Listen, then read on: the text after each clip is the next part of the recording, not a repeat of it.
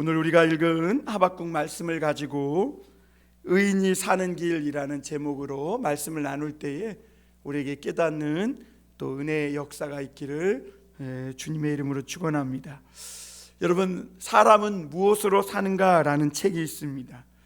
그 톨스토이가 지은 책인데요, 결국 사람은 사랑으로 산다는 그 결론을 많은 이야기를 엮어서 톨스토이는 전하고 있는 것을 보게 됩니다. 여러분, 사람은 음식을 먹어야 삽니다. 음식을 먹는 것이 중요합니다. 그러나 음식 먹고 사는 것이 아무리 중요해도 인간이 살아가는 목적이 음식을 먹는 것이 될 수는 없습니다. 그리고 또한 사람이 무언가를 이루기 위해 살아가는데 그 이루어가야 할 어떤 삶의 목표, 목적을 잃어버릴 때 사람은 방황하게 되어 있습니다. 그런데 믿는 사람에게 나타나는 특징은 뭐냐면 때로는 그런 삶의 어떤 목표와 목적이 사라지고 눈에 보이는 상황이 절망스러울 때에도 믿는 사람들은 인내하며 견딘다는 겁니다. 왜 그러냐면 세상에 믿지 않는 사람들은 야, 이제 틀렸어, 이제 목표가 없어, 이 세상엔 소망이 없어, 이렇게 말하는 때에도 하나님은 우리를 향한 분명한 뜻이 있을 거야 라고 믿는 사람들은 그 마음의 고백을 갖고 있기 때문에 그렇습니다.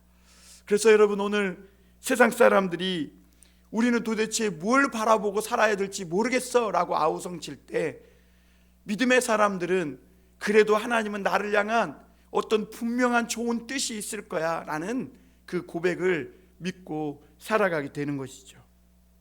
그래서 여러분, 사람은 자기에게 어떤 희망만 있으면 지금 아무리 힘들고 고생스러워도 미래에 이루리라 하는 그 꿈을 바라보며 살아가게 되어 있습니다. 그래서 이 인간들이 살아가는 세상에서 가장 중요한 것 중에 하나가 정의입니다. 정의란 무슨 뭐냐면 누구든지 내가 옳은 것을 위해 노력하고 살아갈 때 노력한 만큼 보상을 받을 수 있는 것, 그것을 정의라고 말합니다.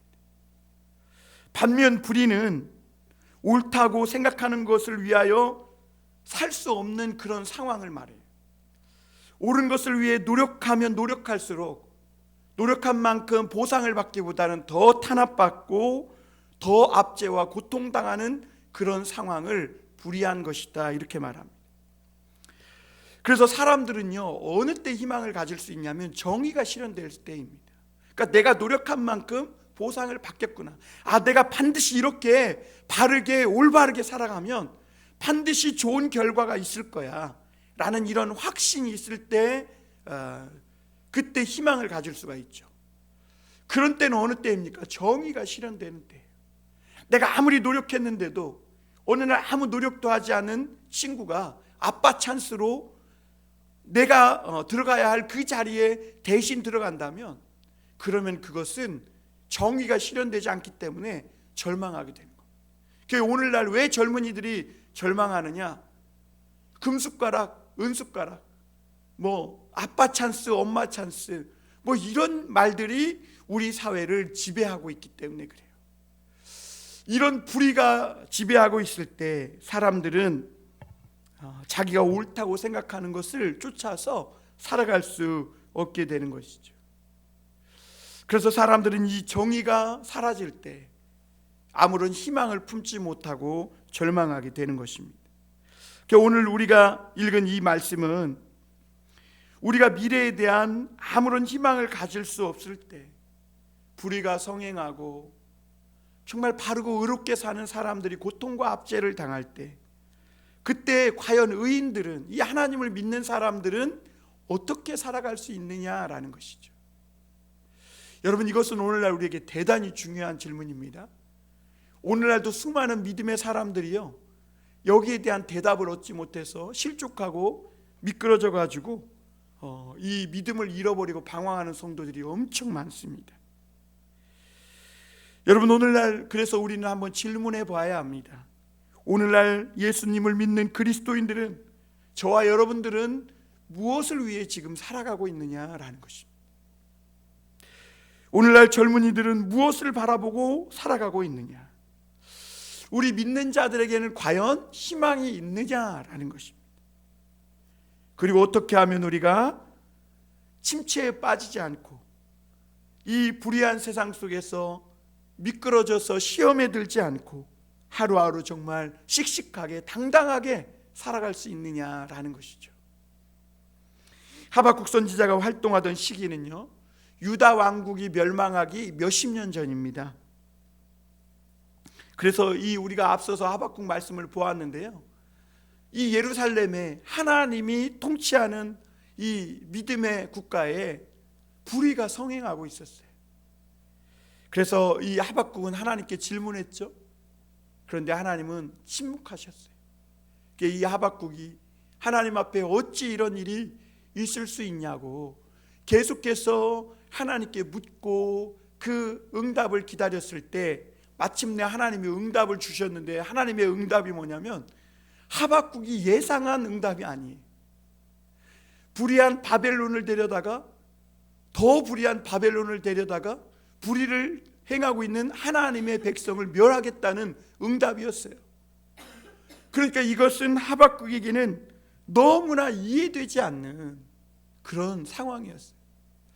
그래서 오늘 그 하박국은 자기가 성루에 서서 하나님을 바라보고 기다리며 하나님을 향해 눈을 들어서 하나님을 보겠다 이렇게 말하면서 어떻게 이 상황을 받아들여야 할지 하나님의 대답을, 말씀을 듣고 싶다라고 고백하고 있음을 보게 됩니다.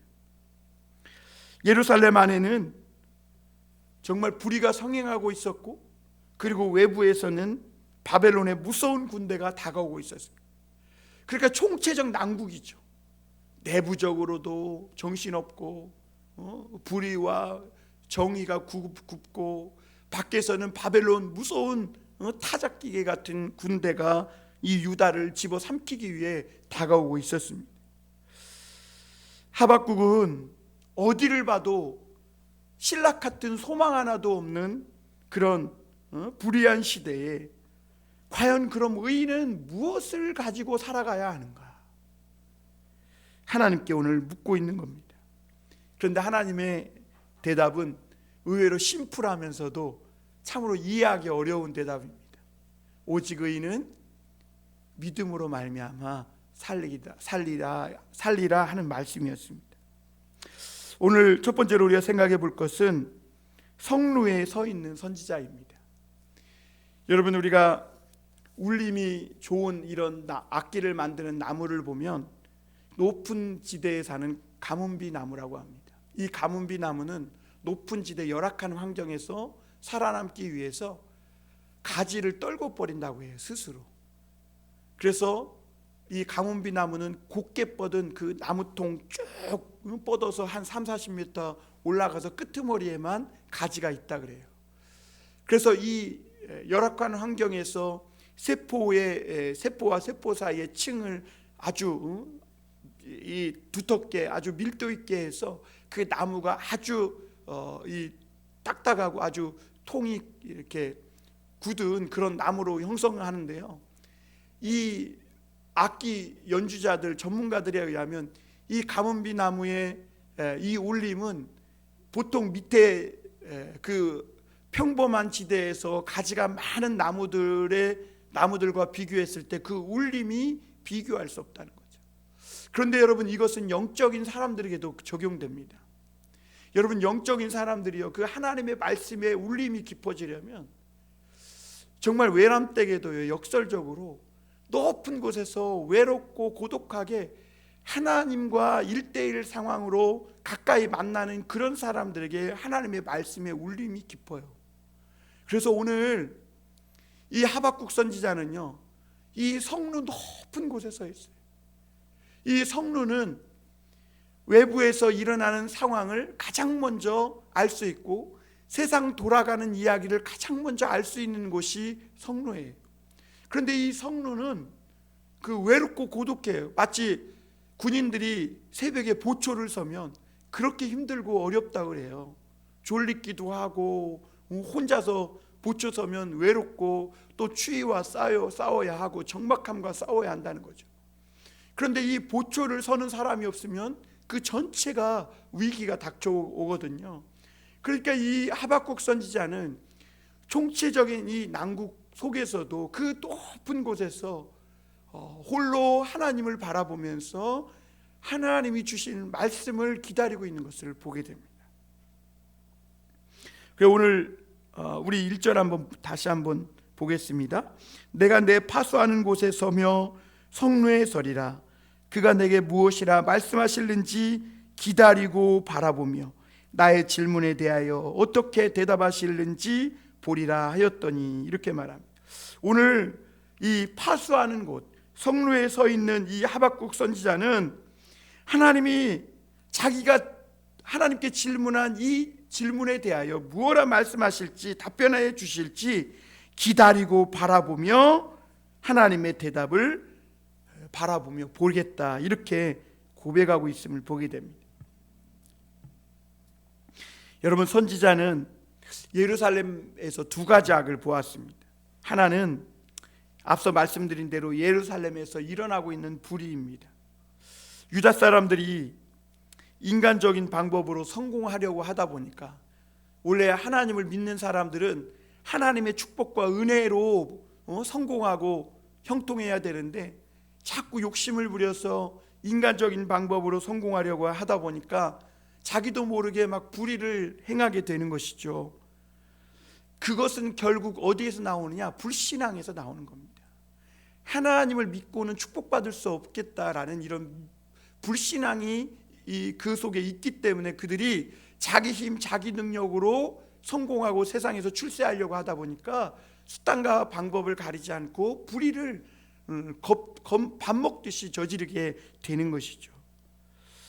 그래서 유다 백성들이 인간적인 권모술수, 거짓과 탐욕, 이것을 마음대로 행하며 살아갈 때 그 반대로 그들의 이 믿음 신앙의 불은 완전히 다 꺼져버렸다는 거죠. 하나님에 대한 이 믿음은 완전히 사라져버리게 된 것입니다. 그리고 또 다른 한 가지 악은 유다 백성 밖에 있는 불인데, 그 유다 백성 밖에 있는 불의가 뭐냐면 악으로, 교만한 악으로 세상을 집어삼키려고 이 불의한 바벨론 군대가 밀려오고 있었다는 거죠. 그런 불의한 바벨론 군대가 세상을 집어삼키고 있다는 거, 이 불의를 본 것이죠. 선지자는 이 두 가지 불의를 보면서 하나님 앞에 부르짖습니다. 여러분, 오늘날도 이 교회 안에서 성도들끼리 싸우고 서로 욕심부리고 이기적으로 그렇게 교회 안에서 행하는 것을 봅니다. 또 세상은 썩을 대로 썩어서 불의가 성행하는 것을 보면서 사람들은 절망을 합니다. 어디 가서 희망을 발견하겠느냐는 거죠. 그래도 하나님을 믿는 교회가, 성도들이 마지막 보루요 대안이라고 조금이라도 생각하고 있던 그 믿음마저 짓밟히고 있게 되는 것이죠. 여러분, 사실 세상은 아무리 썩고 부패해도 교회 안에서만 성경의 역사가 뜨겁게 일어나기만 한다면 세상은 얼마든지 희망이 있다고 말합니다. 여러분, 과거 우리 믿음의 선배들이 그랬습니다. 그러나 세상에 소망이 없고 교회마저 그 부흥을 잃어버리고 성령의 뜨거운 역사가 소멸될 때 사람들은요 더욱 방황하게 되는 거예요. 그럴 때 우리 믿는 사람들이 할 수 있는 일들이 무엇이 있을까? 오늘 선지자처럼 성루에 서서 포기하지 않고 그럼에도 불구하고 하나님의 응답을 구하는 거예요. 하나님의 응답, 그거밖에 길이 없어요. 왜냐하면 그 속에서는 하나님의 말씀을 들어야 그게 사는 길이거든요. 다른 것 봐야 길이 없는 거예요. 그래서 오늘 선지자는 성전에 가지 않았어요. 성루 높은 곳에서 가능한 한 하나님께 더 가까이 나아가서 하나님의 말씀을 기다려요. 왜? 희망이 다른 데 없어. 하나님의 말씀 듣는 것 외에 어디를 봐도 내부적으로는 불의가 가득하고 밖에서는 더 불의한 바벨론이 집어삼키려 달려오고 있고, 어디 하나 봐도 희망의 빛이 없는 그 세상 속에서 선지자는 포기하지 않고 더 높은 곳으로 하나님 앞에 가까이 올라가서 하나님의 말씀 응답을 구하고 있는 것이죠. 여러분, 우리는 교회나 교단이나 또는 믿음의 사람들에게 어떤 불의한 일이 있을 때 그것을 바로잡기 위해 자주 비판하고 항의를 합니다. 저도 그래요. 저도 그랬습니다. 그런데 오늘 이 하박국 말씀을 묵상하면서 많이 깨닫게 되는 것이 뭐냐면, 그럼에도 불구하고 이 나중에는 아무리 비판하고 항의하고 해봐야 이미 그 불의한 세력은 거대한 바위처럼 굳어져 있어서 계란으로 바위치기라. 계란으로 바위치. 그들은 눈 하나 깜짝하지 않는다는 거예요. 그때 회의가 오는 거죠. 믿음의 사람들은 그때 시험에 빠집니다. 왜냐하면 신앙의 힘도 별 수 없구나, 이렇게 생각을 드는 거예요. 힘없는 신앙보다 차라리 세상에서 성공하고 내가 더 높은 자리에 올라가서 그 힘으로 내가 밀어붙여야 일이 되겠구나, 빠르겠구나, 이런 생각을 하게 됩니다. 이게 불신앙이라는 거죠. 우리 사회 안에 부패와 불의에 대해 모르는 사람이 없습니다. 그리고 다 고민하는 사람이 많아요. 사실 우리 사회 안에 일어나고 있는 이 불의한 일들, 부패한 일들 모르는 사람이 어디 있겠어요. 그런데 놀라운 사실은 뭐냐면, 누구도 그 불의를 어떻게 하면 바로잡을 수 있는지에 대해서는 몰라요. 아무도 몰라요. 모르는 사람이 많아요. 왜 그러냐?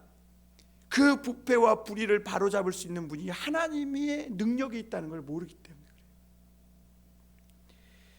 하나님은 우리를 통해, 믿는 사람들을 통해 세상의 불의를 치료하기를 원하시는 거예요.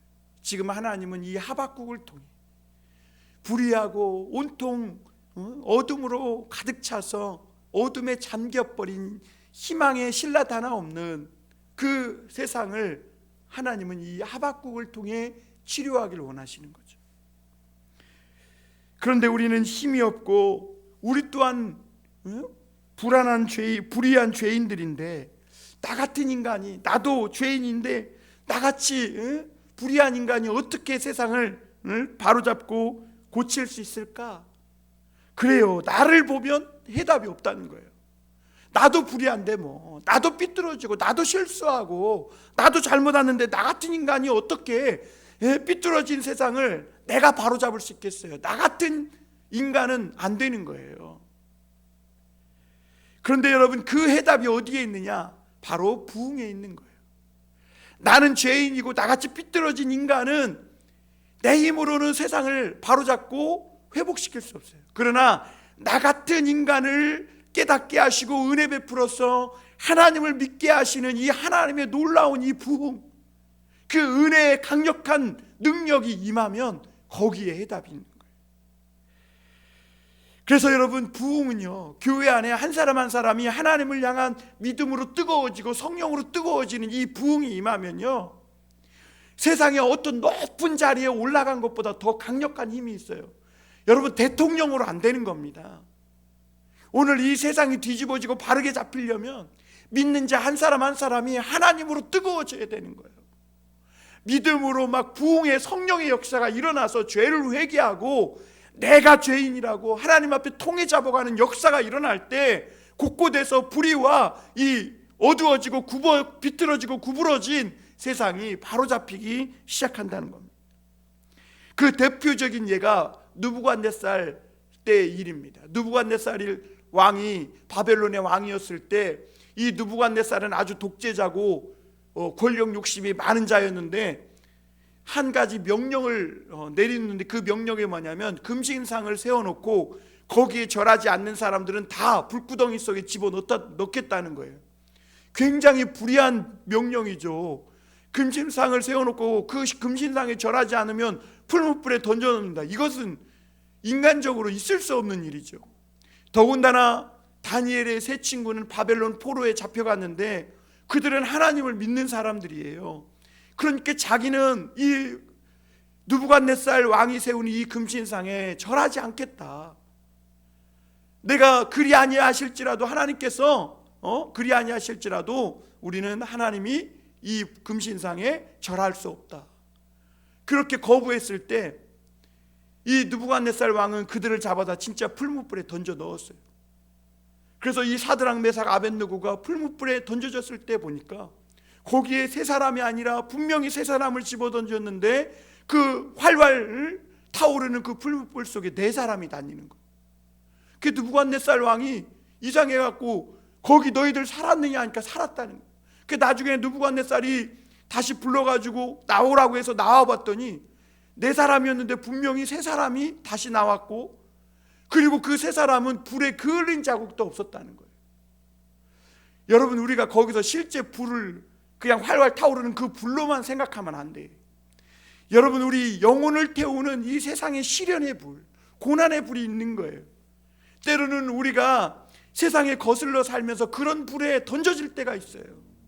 그러나 여러분, 놀라운 사실은 그 불에 던져졌을 때에도 우리는 우리 혼자가 아니라 하나님이 함께 하신다는 거예요. 세상에 이런 불이 아무리 활활 타올라도 믿는 사람들에게는 그 세상에 불탄 냄새 하나 없고 그 불이 집어 삼킬 수조차 없다고 말씀하고 있는 거예요. 그래서 그 바벨론 느부갓네살 왕은 이 다니엘의 세 친구와 사드락 메삭 아벳느고가 믿는 하나님을 높이고 찬송하게 되는 것을 보게 됩니다. 여러분, 어떻게 세상의 불의가, 세상에 비틀어진 것이 바로잡힐 수 있느냐? 어떻게 우리가 세상의 모든 불의를 죄인인 나 같은 인간이 이길 수 있느냐? 바로 그 능력이 어디에 있느냐? 하나님의 부흥에 있는 것. 그러므로 여러분, 오늘 우리 마음이 성령으로 뜨거워졌는가? 정말 내가 믿음으로 하나님의 말씀에 사로잡혀 있는가?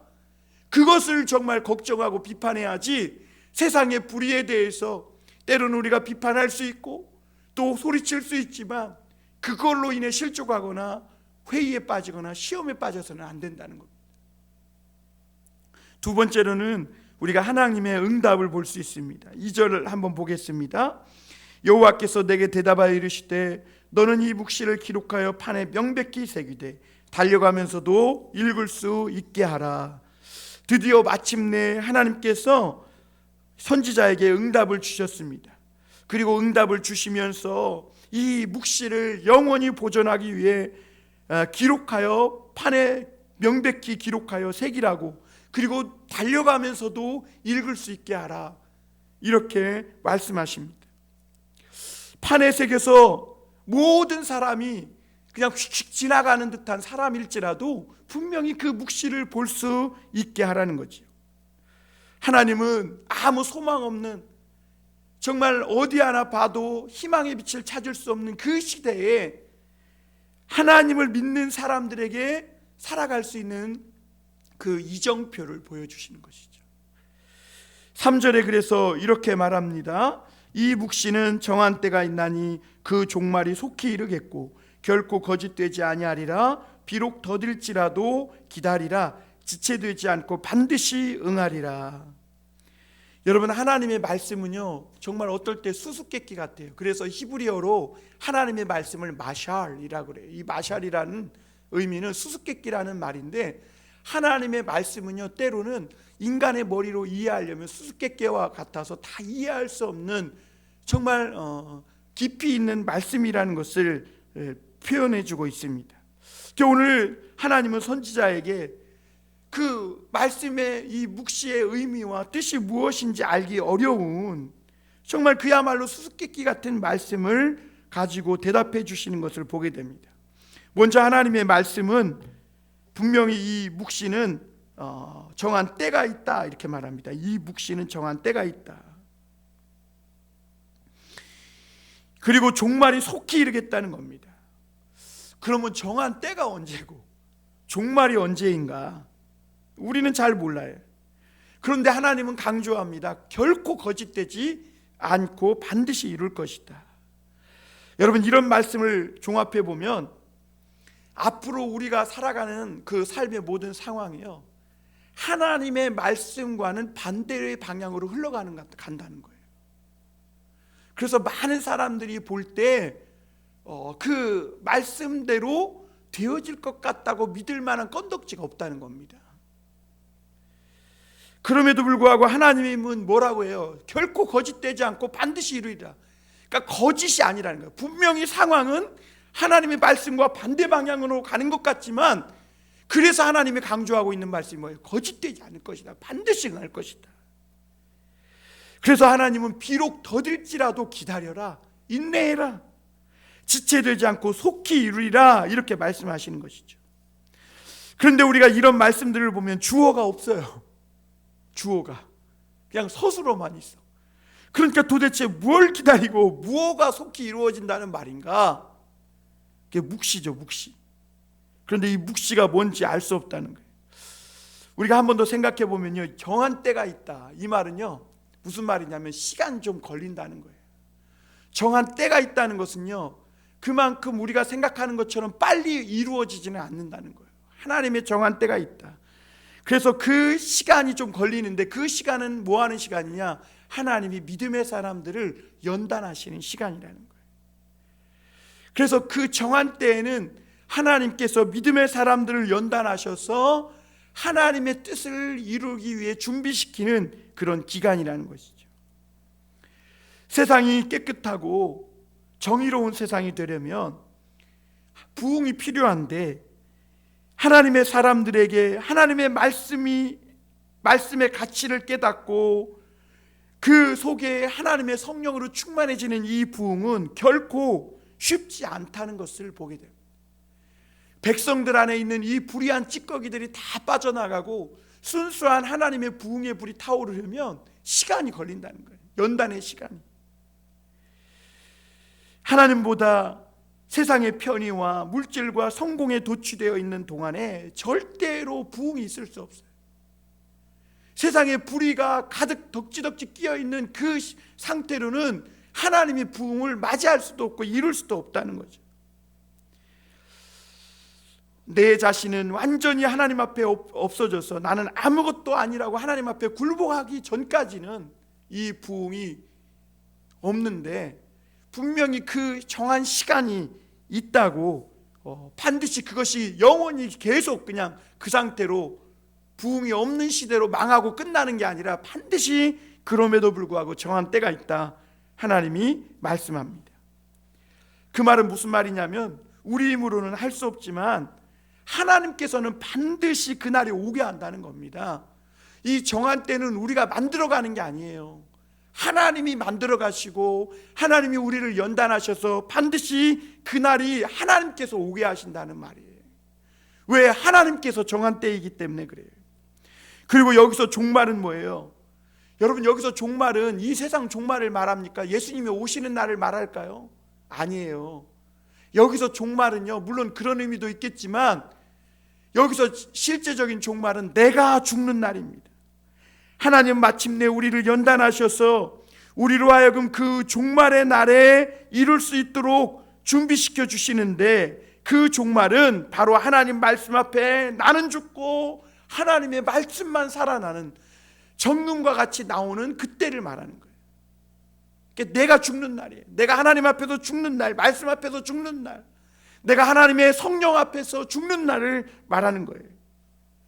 그러면 하나님께서 그때 내가 비워질 때, 나는 죽고 없어지고 깨지고 부서질 때, 그 그릇에 성령과 능력을 부으셔서 하나님이 아름답게 회복시켜 주실 뿐만 아니라 그날이 속히 오게 하셔서 하나님의 부흥으로 지금 하박국이 하나님 앞에 구하고 외치는, 하나님 언제 이 불의한 세상, 이 비뚤어지고 희망 없는 세상이 변화될 수 있습니까? 라고 이야기하는 그날이 오게 된다라고 말씀하고 계신 것이죠. 그리고 하나님은 거짓되지 아니하리라고 못 박아 말씀합니다. 이것은 무슨 말씀이냐면, 우리가 짧은 시간만 보면 하나님의 말씀이 안 이루어지고 상황은 자꾸 말씀하신 것과 정반대로 흐르는 것 같이 보일 수 있다는 겁니다. 그래서 사람들은 말씀을 버리고 세상으로 가는 경우가 많고, 그리고 그렇게 간 사람은 성공하는 것 같고 정말 잘 나가는 것 같은데, 반대로 하나님의 말씀을 믿고 끝까지 믿음을 지키고 의롭게 살려고 하는 사람은 점점 많은 것 같은, 하나님의 말씀과는 완전히 정반대되는 그런 현상이 우리 앞에 펼쳐지는 것 같습니다. 그러나 여러분, 하박국에게 주시는 하나님의 말씀이 뭐예요? 결단코 거짓되지 아니하리라. 그래서 하나님은요, 비록 더딜지라도 기다려라. 왜? 결코 하나님의 약속은 거짓말이 아니라. 우리는 하나님을 그러므로 기다려야 합니다. 우리의 유일한 희망이 하나님이라는 사실을 알아야 돼요. 내 인생의 희망이 뭐예요? 하나님이라는 것. 히브리서 10장 37절에 보면 잠시 잠깐 후면 오시리가 오시리니 지체하지 아니하시리라 말씀했어요. 여러분, 세상이 비판한다고 바르게 됩니까? 또 우리의 어떤 힘으로, 인간적인 힘으로 내가 막 권력이 높은 자리에 올라가서 그 권력을 가지고 어떻게 한다고 세상이 바뀝니까? 그렇지 못합니다. 세상의 힘과 권력으로는 바로잡을 수 없는 겁니다. 세상의 불의는 하나님의 능력이 믿음의 사람들에게 부어져야, 그래서 뜨겁게 그 신앙이 불타오르는 부흥의 역사가 일어날 때 고쳐지고 회복됩니다. 그러므로 세상의 이 모든 비틀어지고 구부러진 불의가 어디에 달려 있느냐? 믿는 자들의 영적 부흥, 믿는 자들의 영적인 그 온도에 달렸다는 거예요. 여러분의 오늘 영적 부흥의 온도는 몇 도입니까? 마지막으로 한 가지 더 생각해 볼 것은 의인은 믿음으로 말미암아 살리라 하셨다는 겁니다. 4절 한번 다 같이 읽어보겠습니다. 4절 다 같이 한번 읽습니다. 시작. 보라, 그의 마음은 교만하며 그 속에서 정직하지 못하나 의인은 그의 믿음으로 말미암아 살리라. 이 말씀은 오늘 권면이 아니라 선포의 말씀입니다. 의인들이 세상이나 사람을 보고 살지 말고 하나님 보고 살라는 말입니다. 보라, 그의 마음은 교만하여 정직하지 못하니라, 이렇게 말씀했어요. 여기서 그럼 그들은 누구일까요? 바로 바벨론 사람을 의미하는 것입니다. 1차적으로는. 그러나 이 말씀의 궁극적인 그들은 누구냐면, 정직하지 못하고 교만한 그 사람들은 결국 누구를 가리키냐면 하나님의 말씀을 믿지 않는, 즉 믿음으로 살지 않는 모든 사람을 가리키는 거예요. 하나님이 분명히 살아계신데 하나님을 믿지 않는 이 교만한 마음과 살아계신 하나님을 없다고 얘기하는 정직하지 못한 이런 모든 사람을 일컫는 말입니다. 사람들은 왜 할 수만 있으면 높아지고 최고가 되려고 하는가? 하나님을 진실로 만나지 못했기 때문에 그래요. 사람들은 왜 돈 좀 조금 있고 힘 있는 자리에 올라가면 다른 사람을 왜 무시하고 갑질하고 왜 다른 사람을 괴롭게 하고 태움을 하는가? 하나님을 진정으로 만난 적이 그의 인생에 한 번도 없기 때문입니다. 우리는 구멍만 막으면, 그 콧바람만 막으면 바로 죽는 흙덩이에 불과합니다. 성경에 보니까 인간은 티끌과 같아서 하나님이 후 불면 날아갈 수밖에 없는 존재라고 말합니다. 그렇게 하나님을 만나면 우리는 아무것도 아니라는 자기 존재를 깨닫고, 그렇게 하나님 앞에 내 자신이 아무것도 아닌 줄 깨닫게 되는데, 하나님을 만난 적이 없고 하나님을 모르기 때문에 자기가 최고인 줄 알며 살아가는 겁니다. 이 교만이 고쳐질 때 우리는 새로운 그릇이 되는 것이죠. 오늘 말씀해 보니까 그의 속이 정직하지 못하다고 했어요. 중심이 뒤틀려 있다는 겁니다. 그래서 인간은요, 진리에 대해 정직하게 반응하지 않습니다. 왜냐하면 마음이 이미 뒤틀려 있기 때문에 인간이 아무리 똑바로 걸으려고 해도 그 길이 똑바로 걸을 수가 없어요. 왜? 길이 굽어 있는 것이 아니라 이미 인간의 중심이 뒤틀려 있고 굽어 있기 때문에 그렇다는 겁니다. 히브리서 10장 38절 39절에 보면요, 우리는 침륜에 빠져 뒤로 물러나 침륜에 빠질 자가 아니요 오직 영혼 구원하는 믿음에 이를 자니라, 이렇게 말씀했어요. 무슨 말이냐면, 히브리서 기자는 세상이 내가 생각한 것과 달리 모든 것이 다 악한 자의 의도대로, 악한 자가 의지한 대로 되는 것 같이 그렇게 보이더라도 믿음의 사람들은 절대 뒤로 물러서지면 안 된다는 거예요. 그리고 신앙의 침륜에 빠지면 안 된다는 거예요. 그것이야말로 주님이 기뻐하지 않는다는 거예요. 세상이 아무리 악한 자의 의지대로, 악한 자의 의도대로 되더라도 그것으로 인해 신앙의 사람은 회의하고 뒤로 빠져서 침륜의 신앙적인 침체를 겪지 말라는 거예요. 그거는 주님이 원하시는 것이 아니라는 거예요. 여러분, 영적 침체가 왜 오는 줄 압니까? 악한 자들이 막 악하게 행동할 때 세상이 악한 자의 그 의도대로 다 되는 것 같아요. 그때 우리 안에 막 분노가 일어나죠. 분노가. 그럼 그 분노 때문에 우리의 믿음이 굳어져 가지고 자포자기하는 심정, 에이 될 대로 되라, 죽이 되든 밥이 되든 나는 몰라, 이렇게 침륜에 빠지게 된다는, 이게 영적 침체가 오는 순서죠. 단계죠. 그러나 여러분, 하나님 뭐라고 말씀하세요? 믿음의 사람은 세상의 물결이 아무리 거세도 거슬러 올라가야지 뒤로 떠내려가서 침륜에 빠지는 것은 하나님의 뜻이 아니다. 지금 그렇게 말하고 있어요. 그러면 하나님을 믿는 사람들은 정말 이 절망적인 순간에 어떻게 살아가야 하는가? 오직 의인은 믿음으로, 그의 믿음으로 산다. 그의 믿음으로 산다. 같이 해볼까요? 그의 믿음으로 산다. 예, 우리 어린 친구들도 다시 한번, 그의, 우리 은강이도 그의 믿음으로 산다. 예, 믿음으로 산다. 의인은 다른 것을 믿지 않고 오직 하나님만 믿고 산다는 거예요. 보이는 것이나 사람의 말을 믿지 않고 하나님을 믿어야 살아요. 때때로 하나님의 말씀을 믿는 것이 불가능해 보일 때도 있어. 진짜 그렇죠. 야, 이 말씀 진짜 믿어야 되나? 이렇게 믿었다가는 내가 당하는 것이 아니냐? 그럴 때가 있어요. 그런데 그때 내 생각을 믿지 않고 하나님을 믿는 것이 진짜 믿음이라는 거예요. 진짜 믿음. 나는 죄인이요, 오직 하나님의 말씀만 옳습니다 하는 거, 그게 믿음이라는 거. 우리가 하나님 말씀을 믿을 때 우리 안에는 하나님의 부흥의 영이, 축복의 영이 들어와요. 그리고 그 축복의 생명의 영이 흘러 들어와서 우리를 살릴 뿐만 아니라 그 우리에게 들어온 생명의 이 은혜가 또한 세상 가운데로 흘러가서 세상도 살리는 것이죠. 그것이 하나님의 부흥이. 또한 의인이 믿음으로 살리라 하는 이 말씀은 우리가 이렇게 하나님을 믿을 때 반드시 죽지 않고 살게 된다는 말씀입니다. 믿음은 여러분, 우리가 살고 죽는 것이 다 하나님께 있다고 믿는 거예요. 내 인생을 하나님께 맡기면 하나님이 내 인생 망쳐놓겠어요? 절대로 그렇지 않아요. 안 망쳐놔요. 우리는 하나님의 양이고 하나님은 목자예요. 목자이신 하나님을 따라가면 반드시 풍성한 샘과 꼴이 있는 곳으로, 물과 꼴이 있는 곳으로 우리를 데리고 가세요. 때때로 가시밭길이 나오고 골짜기나 구렁텅이가 나오기도 하지만 결국은 그 길이 지름길이고 축복의 길이라는 겁니다. 여러분, 사도 바울은 믿음으로 믿음에 이른다, 로마서 1장 17절에 이렇게 말씀하고 있어요. 우리는 믿음으로 시작하고 모든 일을 하나님께 맡기고 믿음으로 말씀만 믿고 살아가야 합니다.